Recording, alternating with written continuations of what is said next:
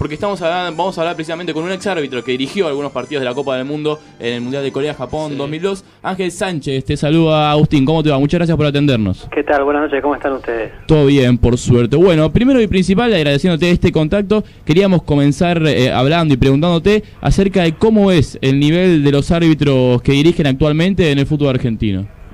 Mira, ha mejorado mucho en el último semestre.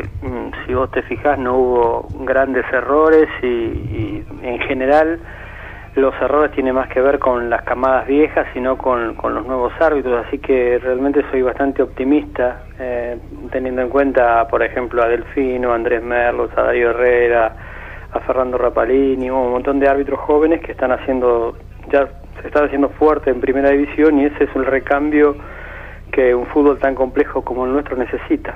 Y con este recambio, con estos nuevos que están surgiendo en estos últimos años, ¿vos creés que es más difícil por ahí dirigir ahora que lo que era antes cuando a vos te tocaba dirigir?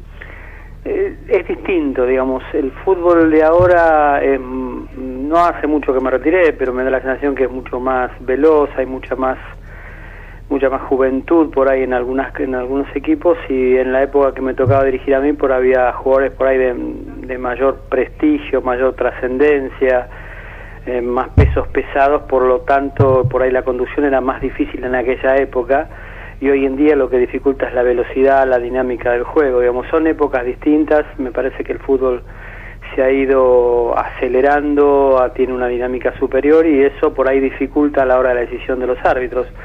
Son épocas distintas, es difícil compararlas, más allá de que no hace tanto tiempo, pero creo que en definitiva los árbitros hoy en día, ya te digo, fundamentalmente aquellos árbitros que tienen que ver con la camada joven están haciendo bien las cosas.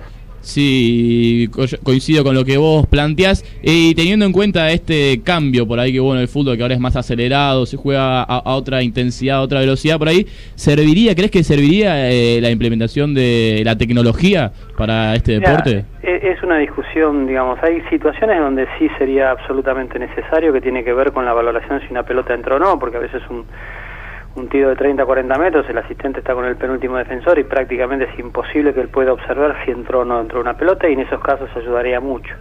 En el caso de situaciones particulares que tienen que ver o con la posición adelantada, con la sanción de un penal o la no sanción de un penal, ya te digo, tendría que ser, el fútbol se maneja mucho con cuestiones que a veces son un poco objetivas, digamos, se habla mucho de la interpretación, si el delantero intentó dejarse caer o buscó el contacto del defensor, o el defensor provocó el contacto con el adversario. Son hechos subjetivos, y por ahí vemos una misma jugada y la vamos a ver 70 veces y opinamos distinto, ¿no? Entonces, en ese aspecto es bastante complejo. Lo que sí haría es, si quieren y si implementar una ayuda como es, bueno, al requerimiento del árbitro que tenga duda, ni de los equipos, ni de los capitanes, ni nada del árbitro que tenga duda, poder actuar en situaciones límites, pero también limitarle la cantidad de veces, porque si no prácticamente va a tener duda en todo y le dirigiría a una máquina.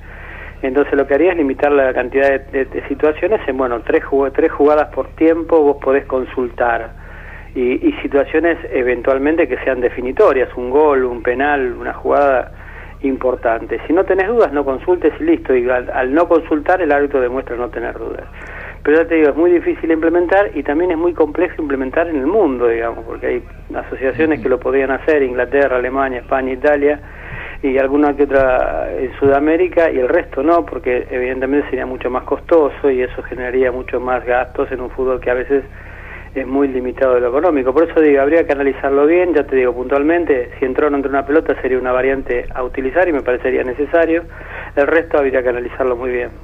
Hola Ángel, Iñaki de San Vito te saluda. Hola Iñaki. Quería preguntarte, ¿cómo viven ustedes los árbitros las horas previas a un partido? ¿Cómo se preparan?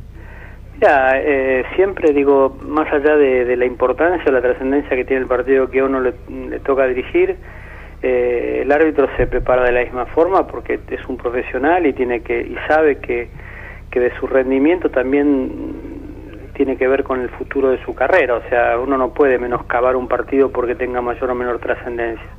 Evidentemente, una vez finalizado el partido, la trascendencia del error o del acierto es mucho mayor acorde a la notoriedad del partido, pero en lo previo el árbitro, si no lo hiciera así, sería poco profesional, tiene que tomar todos los partidos de la misma forma. Siempre un árbitro que me dijo alguna vez, siempre el partido más importante es el tuyo y no los de los demás, porque los demás son los que dirigen el otro partido, y en este aspecto es real.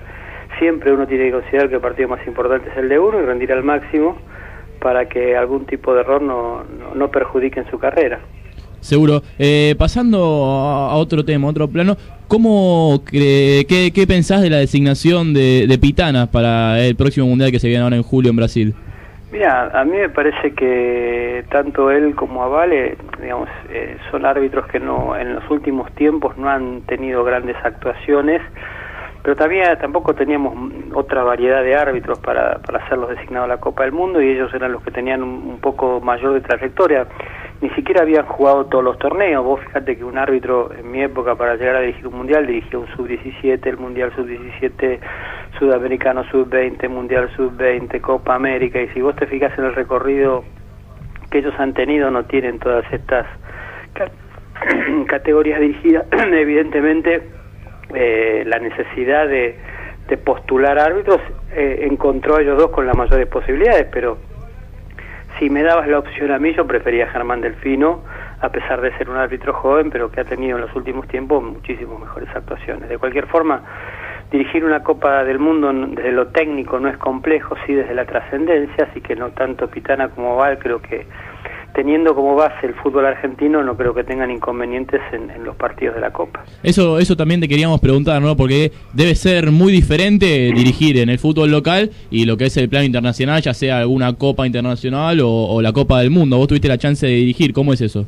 No, un poco te decía eso, digo, desde el punto de vista vos tenés que tener en cuenta que dirigís a los mejores en el mejor contexto, o sea, ahí en FIFA no te tenés que ocupar nada más que de dirigir, no hay problema de planilla, de indumentaria, de los parcialidades, de nada. Vos entras a la cancha y hasta hay un tipo que te dice al momento que vos tenés que empezar el partido. Y desde el punto de vista técnico, mucho más sencillo, por lo que te decía, dirigís a los mejores del mundo en cada una de sus selecciones. Por lo tanto, la mayor complejidad la tiene por la trascendencia de lo que pase. Entonces, si el árbitro puede superar esa presión que le genera el saber que por ahí 3.000 millones de personas en el mundo lo están viendo, desde el punto de vista técnico no tendría que tener inconveniente. Por eso te decía, no creo que tengan inconvenientes desde el punto de vista técnico, pero evidentemente tendrán que poder visualizar que cada una de sus decisiones están vistas en el mundo, y evidentemente superar ese tema para que no vean afectado cada una de sus decisiones en el campo de juego. Y Ángel, para ir cerrando esta nota y cambiando de tema, ¿hubo algún jugador que vos recuerdes como uno de los más difíciles de dirigir? Bueno, un poco lo que hablábamos antes. Yo tuve la suerte, porque en definitiva es una suerte haber dirigido a tan grandes jugadores como Chilavert, como Ruggeri, como Francescoli, como el mismo Maradona. Yo lo dirigí en Newell's y en Boca, digo, Aimar, Saviola, digo, Tevez, Borruchaga, grandísimos jugadores en cada uno de los equipos, a Milito, digo, y así me podía ir acordando de montones de jugadores que en tantísimos años de primera división, casi 14 años, pude dirigir. Digo que son muchísimos los jugadores, y más allá de la dificultad que cada uno generaba, siempre gocé del respeto mutuo, ¿no? Tanto de ellos a mí como el mío hacia ellos, así que siempre digo que cada vez que nos encontramos después de muchísimos años en un evento solidario o en algún partido de beneficio, nos reímos muchas veces de las situaciones vividas, así que tengo el mejor de los recuerdos de cada uno de ellos. Bien, Ángel, muchísimas gracias por este contacto aquí en Zona Deportiva, realmente un gustazo poder hablar con vos. Bueno, un abrazo grande y hasta cualquier momento. Muchas gracias. Ahí pasaba Ángel Sánchez, señores, el ex árbitro del fútbol argentino que dirigió en la Copa del Mundo en 2012 en Corea-Japón, y que nos pudimos dar ese lujito de hablar aquí en Zona Deportiva.